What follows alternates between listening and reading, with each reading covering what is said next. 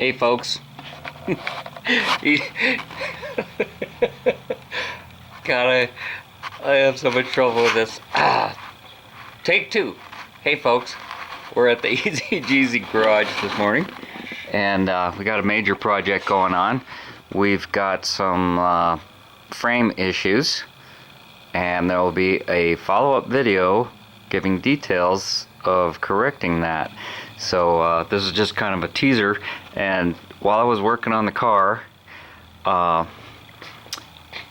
noticed something on the heater boxes that I wanted to show you. Well, there's a wire that controls the heater boxes, and a lot of times that'll cut and be a little bit short.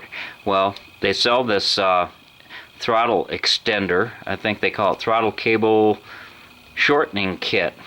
The factory has a piece of metal crimped on the end of it, and if it's too long you can shorten it and use this. There's a set screw, stick the end of the cable in here. You can also use that on heater boxes, but what some clever person has done, and it might be more common than I know, is they put a cotter pin into the heater box clamp, and it's long enough where there was enough space to stick the wire through, bend it over, and there's a spring that will return this to its normal position.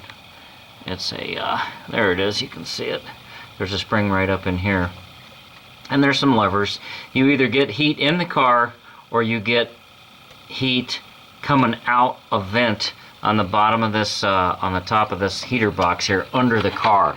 But you always have airflow going over the heater box so that you don't get rust and condensation buildup. They want that dry, and they also have it engineered where they have so much air distributed through the engine. Some of it's for cooling, and some of it's going to come through here, keep your air boxes dry. Even in the summertime, when you wouldn't want heat, you still got air flowing through there to evaporate any water so it doesn't sit there. And that's how that works. Hope you're having a great day. And we're getting some stuff done here while it rains. We're safe and sound. I'm in a dry spot. Before I ever purchase a house, I've always been aware of floodplains and flood situations. I grew up in a situation, and I remember my dad sweating bullets every time it rained hard for a few days because we had a problem with water coming into the basement. So he'd be out there trying to divert water away, and I never did forget that, and I always am careful to try to find a place to live where I'm not in a floodplain. So hope you're making the best use of the day. Looks like the sky is got a few blue spots. Sun's even shining over there, but we're supposed to get rain through the weekend, and we already got way more than we can handle. About 25 miles from Lyons, Colorado. You're probably seeing blips of that on the news. Probably 40 miles from Boulder, north of that. And we have just been getting an unusual amount of rain, and the mountains have been getting rain every day for weeks now.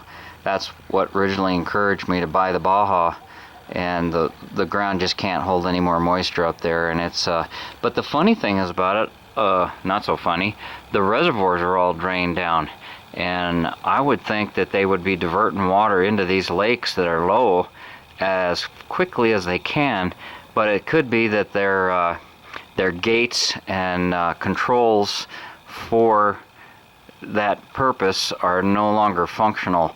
All this debris comes down with the flood water and smashes into things and washes things out, plugs things up. So it's a shame that we can't save that water that's rushing by here and doing all this damage. But that's the way it goes. The good Lord always has a plan, and we'll see how this turns out. Thanks for watching. Easy Jeezy out.